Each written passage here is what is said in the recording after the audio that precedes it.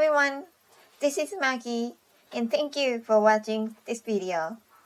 Today's topic is washoku. Washoku refers to Western cuisine that developed uniquely in Japan. Although inspired by Western cuisine, these dishes are particularly Japanese, created in Japan, and are completely different from the traditional Japanese cuisine, so-called washoku. And the Japanese absolutely love washoku. There are especially restaurants, and especially if you go to it's not old, but I'd say good old cafe, you'll find tons of washoku menus. And if you ask someone Japanese, what's your favorite food? A lot will answer like hamburger or omelette or other washoku menus besides ramen. Washoku is a fusion of Western style and Japanese style cuisines. Dishes that goes well with rice, not bread.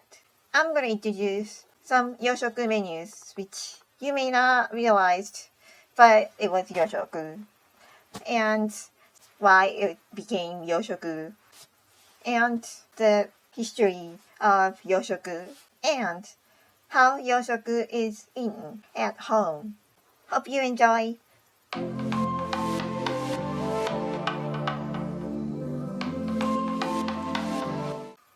When we think of washoku, it probably comes omelette, hamburger, コロッケ、エビフライ、カレーライス、ナポリタンスパゲッティ、ドリア, and others.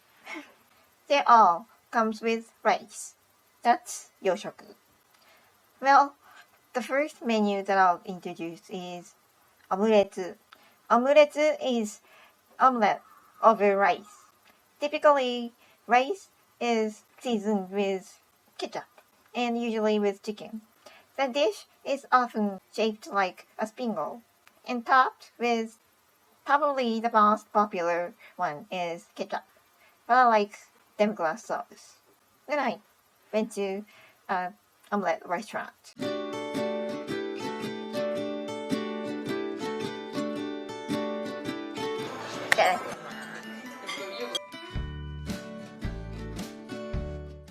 Korokke.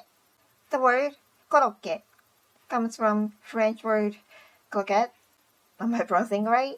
I don't know.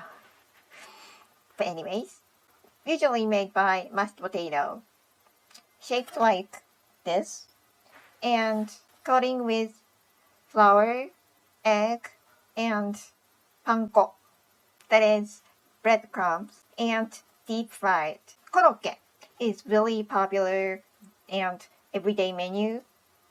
It's made at home, or you can buy at even convenience store or supermarkets ready to go corner.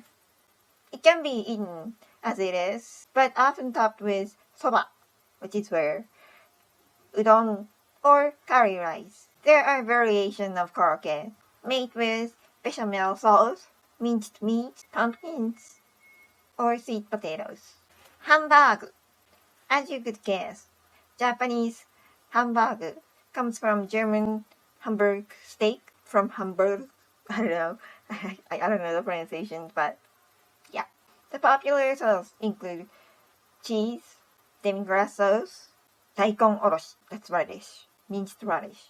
Well, among all washoku menus, hamburger is my favorite. Ebi fry. Ebi fry is fried shrimp, but it's not like fried shrimp cocktail. Although it really looks like Western regular fried food, but it entirely developed in Japan. Kare rice. It's rice with curry. You may wonder why it's washoku because curry usually comes from India and surrounding area. But Japanese curry was important from England, having originated the Western cuisine from or inspired by Indian food. Over the time, it developed entirely unique Japanese cuisine. It is made at home Or you can go to like good old restaurant, order good old curry that tastes like Meiji era.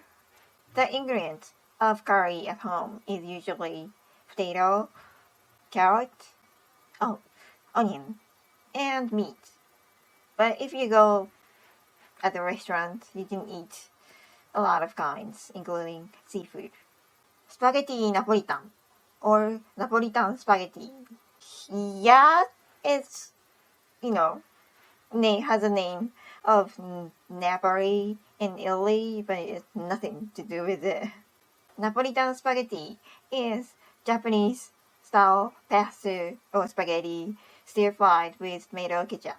It's created at Yokohama Grand Hotel by, I think his name is Sunny Weil, but I don't think he didn't know about like Napoli and spaghetti and Italian and all that. But so I don't know why he stir fried with tomato ketchup. The name of Napoli comes from because Napoli was famous for creating tomatoes. Doria. It's one of my favorite food too.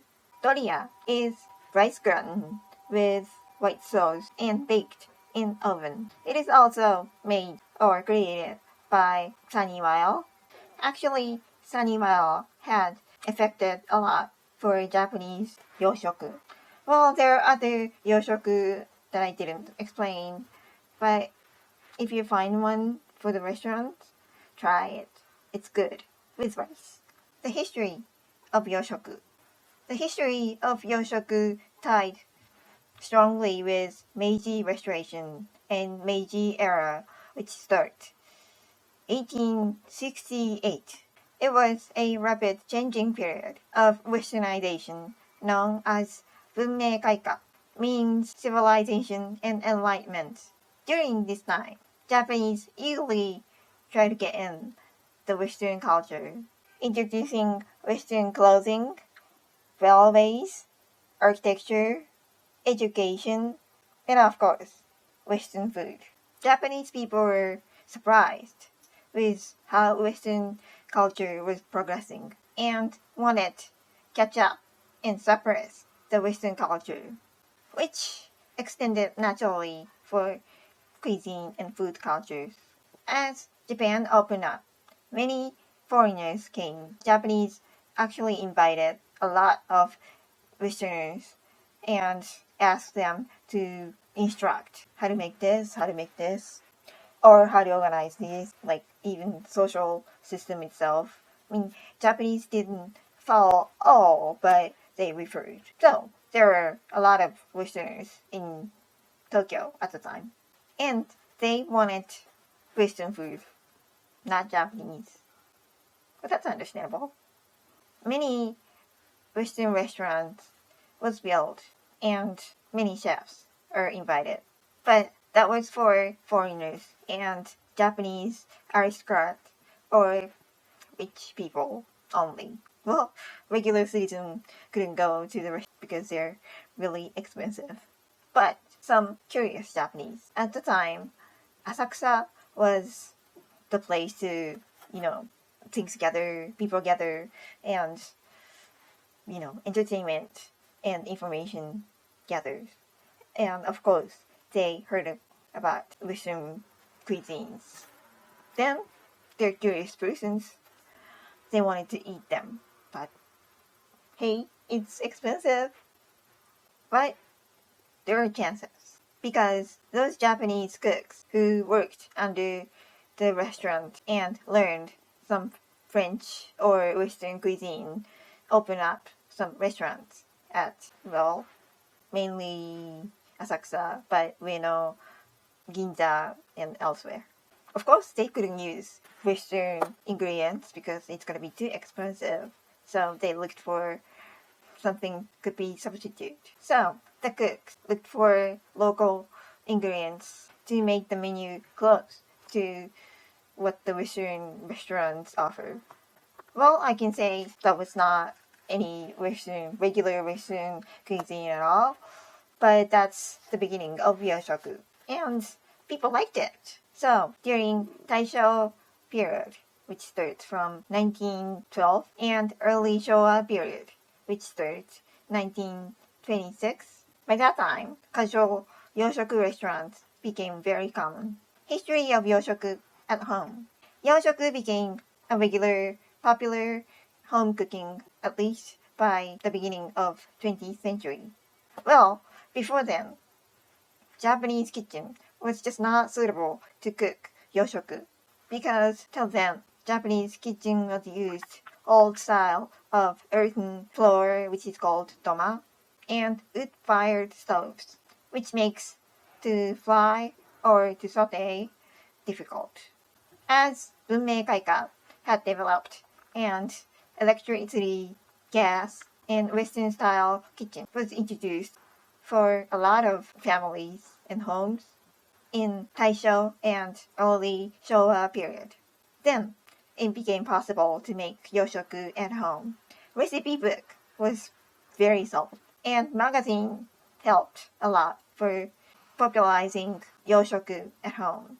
Today, survey says that Japanese eat yoshoku 2 or 3 times in a week. That explains how popular it is, or a part of life it is. Okay, I'm wrapping up. Yoshoku embodies Japanese ability to obtain or accept, adapt new cultures, and how Japanese is curious about the new things. If the new things is not fitted for Japanese, they will try to make it fit. That's how Yoshoku was born. The yoshoku that I introduced in this video, they're still developing. There are so many kinds of pasta you've never seen in other countries. There are so many egg cuisines that you've never seen. The variation is still expanding. And as long as the world is becoming smaller and information can be taken easily, Japanese will adapt new things with curiosity and make it their own. That's about it. Thank you for watching. Bye bye.